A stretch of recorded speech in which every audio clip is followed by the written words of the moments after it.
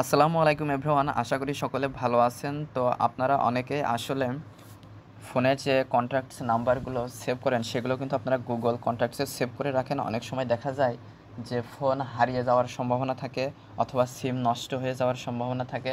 আবার দেখা যাচ্ছে যে ফোনের কন্ট্যাক্টসগুলো বা সিমের কন্ট্যাক্টসগুলো অটোমেটিক্যালি কোনোভাবে ডিলিট হয়ে যায়, তখন কিন্তু সকল কন্ট্যাক্টসগুলো সারা জীবনের জন্য হারিয়ে যায়। তো এই সমস্যা থেকে উত্তরণের জন্য আপনারা অনেকে আসলে গুগল কন্ট্যাক্টসে নাম্বারগুলো সেভ করে রাখেন।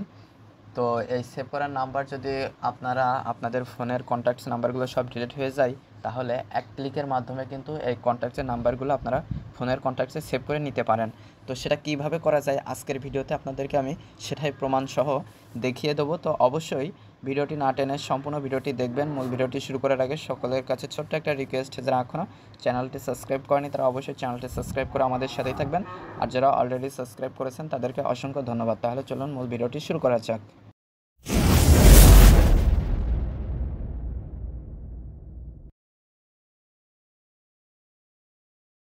তো এর জন্য প্রথমে আপনারা ফোনের যে কোনো একটা ব্রাউজারে চলে আসবেন। ব্রাউজারে চলে আসার পরে আপনারা এখানে সার্চ অর টাইপ ইউআরএল, এইখানে গুগল কন্ট্যাক্টস এটা লিখে সার্চ করবেন। তো আমি এটা লিখে সার্চ করছি। তো আপনাদের সামনে এটা লিখে সার্চ করলে অনেকগুলো রেজাল্ট চলে আসবে। তো এখানে আপনারা প্রথমে পেয়ে যাবেন contacts.google.com, এটার উপরে ক্লিক করবেন। এরপরে আপনাদের ইমেলটা দিয়ে দেবেন। তো আমি এখানে ইমেলটা দিয়ে দিচ্ছি। তো ইমেলটা দেওয়ার পরে একটু চেক করে নেবেন যে আপনাদের ইমেলটা সঠিক দিয়েছেন কিনা।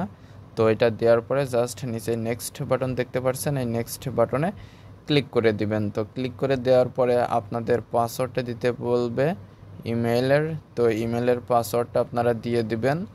তো আমি এখানে ইমেলের পাসওয়ার্ডটা দিয়ে দিচ্ছি। এরপরে জাস্ট আবার নেক্সট বাটনে ক্লিক করে দিবেন।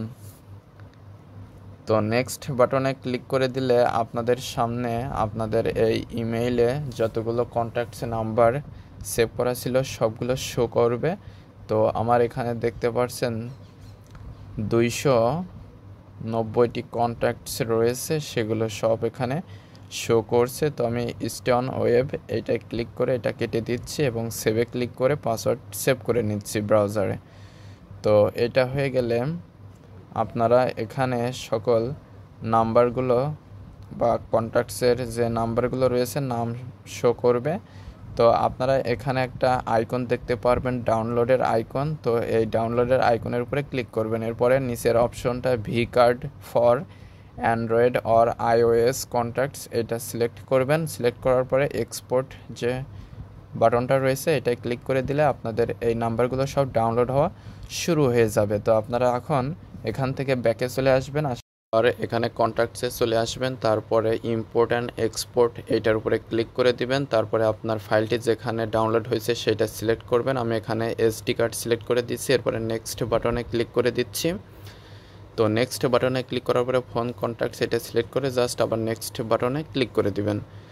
তো আপনার ভি কার্ডের যে ফাইলগুলো ডাউনলোড হয়েছিল সেগুলো সব এখন এখানে এক্সপোর্ট হয়ে যাবে কিছু সময়ের ভিতরে। দেখতে পাচ্ছেন আস্তে আস্তে হয়েছে 135, এরপরে 266, 290। তো সবগুলো কিন্তু এখানে এক্সপোর্ট হয়ে গেল। তো দেখতে পাচ্ছেন নাম্বারগুলো এখন সব সেমভাবে শো করছে। তো এভাবে খুব সহজে কিন্তু আপনারা আপনাদের যে মেইলে কন্ট্যাক্টস নাম্বারগুলো সেভ করা রয়েছে সেগুলো এক ক্লিকের মাধ্যমে আপনার ফোনের কন্ট্যাক্টসে নিয়ে চলে আসতে পারেন। তো আশা করি মূল বিষয়টা বুঝতে পেরেছেন। তো আজকের ভিডিওটি এ পর্যন্ত। ভিডিও সংক্রান্ত কোনো মতামত থাকলে অবশ্যই কমেন্ট করে জানাবেন। আর যারা চ্যানেলটিতে নতুন এবং যারা এখনও চ্যানেলটি সাবস্ক্রাইব করেনি তারা অবশ্যই চ্যানেলটি সাবস্ক্রাইব করে আমাদের সাথেই থাকবেন। আর যারা অলরেডি সাবস্ক্রাইব করেছেন তাদেরকে অসংখ্য ধন্যবাদ। তো পরবর্তী ভিডিওতে কথা হবে। ধন্যবাদ সবাইকে।